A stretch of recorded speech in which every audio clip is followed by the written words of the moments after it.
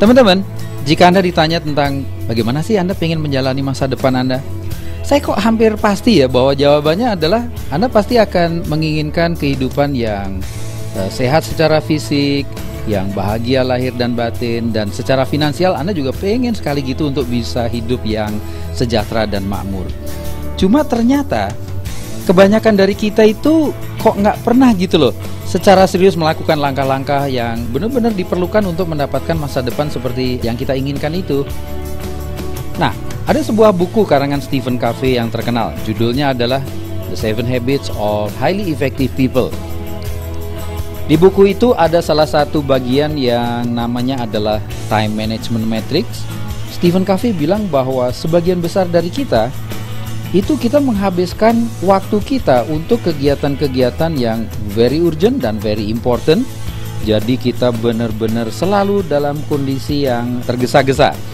Nah, kemudian desakan dari situasi dan kondisi maupun dari pekerjaan kita itu seringkali juga membuat kita menghabiskan banyak waktu di kuadran yang nomor 3. Di situ segala sesuatunya juga rasanya harus diselesaikan sekarang. Meskipun banyak diantaranya yang sebetulnya nggak terlalu penting sih, tapi pokoknya semuanya harus sekarang.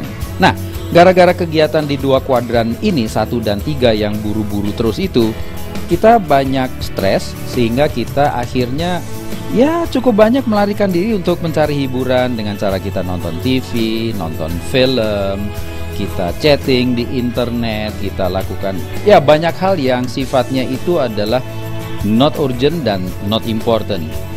Nah, yang menarik ini Bapak Ibu, Stephen Covey bilang bahwa ada aktivitas-aktivitas yang terkelompok di dalam kuadran yang nomor 2, di mana aktivitas-aktivitas ini kalau kita lakukan, maka dalam jangka menengah dan panjang itu akan memberikan hasil yang luar biasa besar gitu.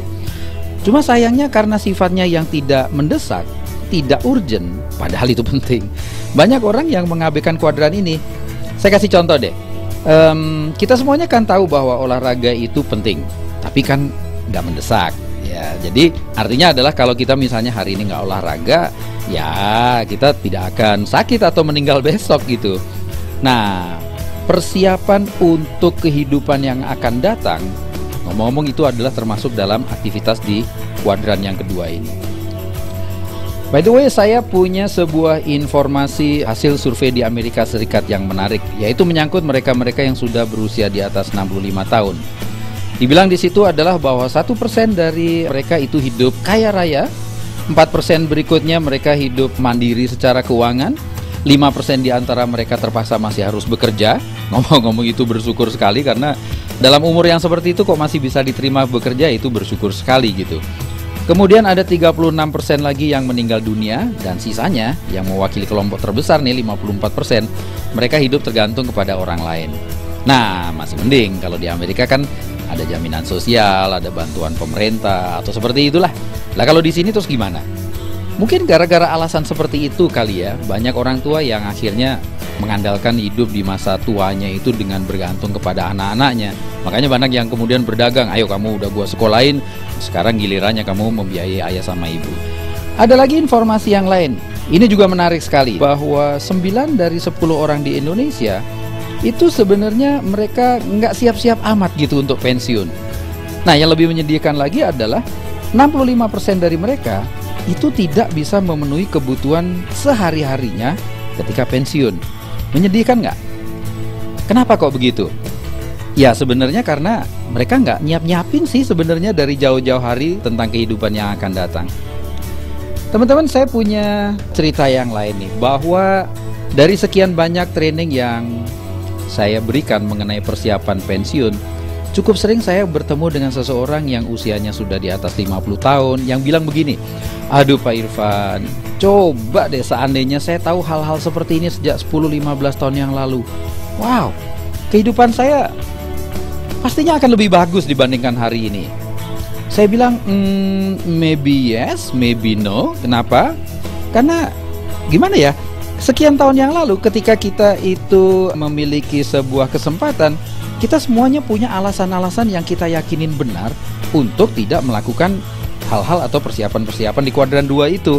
Maksud saya begini, ketika usia kita itu antara 18 sampai 24 tahun, kebanyakan dari kita masih bersenang-senang. masih sibuk menyelesaikan kuliah. Belum ada prioritas lah untuk mencari uang sendiri karena masih disupport oleh orang tuanya.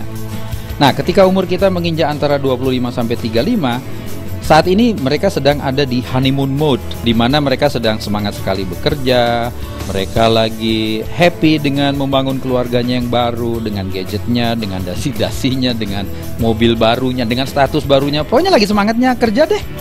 Nah, ketika usia menjelang 36 sampai 50 tahun, karir mereka sedang sangat menanjak. Mereka biasanya dalam posisi begitu jaya ya, masa kejayaannya lah, sehingga waktunya semakin banyak lagi tersita. Nah, yang luar biasa nih, status sosial mereka itu seringkali melambungkan ego mereka setinggi langit. Padahal sebenarnya pada saat yang bersamaan mereka itu stres berat loh, karena mereka terpaksa harus bekerja keras untuk membayar kewajiban-kewajiban finansial yang sangat tinggi. Misalnya untuk bayar cicilan-cicilan KPR, untuk cicilan mobil, kartu kredit untuk membiayai lifestyle mereka, gadgetnya, stereo setnya, kamera SLR-nya, dan sebagainya. Dan tentu saja adalah biaya sekolah anak-anak yang waduh, Anda tahu sendirilah, sekarang makin melangit aja gitu. Jadi basically pada umur 36 sampai 50 tahun ini mereka ada di sebuah penjara yang nyaman deh, kira-kira begitulah. Nah, ketika umurnya 50 tahun, mereka ada dalam sebuah modus yang disebut safety mode. Mereka nyaman nih dengan kondisi ini, dan mereka cenderung mengamankan uang pensiun yang sebentar lagi mereka dapatkan dengan cara menunda untuk melakukan, ntar deh, kalau mau lakukan seperti itu nanti aja, sebentar lagi kan gua pensiun. Tapi ya itu mah janji tinggal janji, karena ketika usia mereka udah 55, mereka akan punya alasan yang bagus gitu, bahwa waduh mas, saya mah udah terlalu tua lah untuk melakukan hal seperti itu.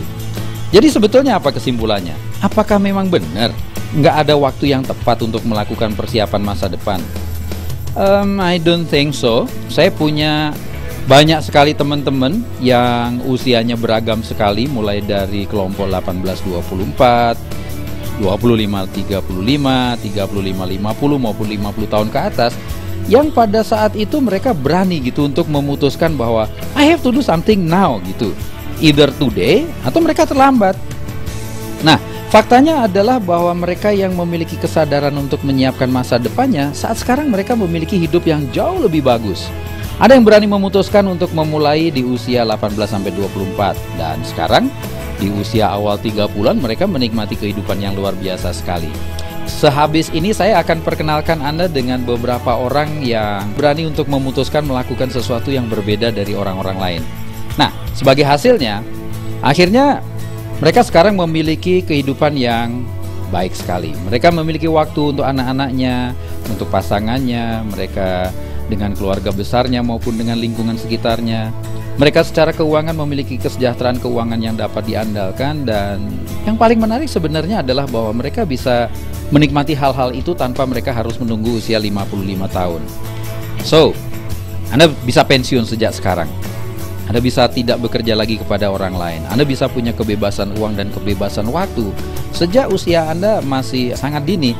Mungkin 3 tahun yang akan datang, atau 5 tahun yang akan datang, atau 10 tahun yang akan datang, Anda lah yang memutuskan. Yang pasti selalu sangat bijaksana untuk tidak menunda-nunda apa yang bisa Anda lakukan sekarang. You decided Bapak Ibu. You do it today or maybe too late.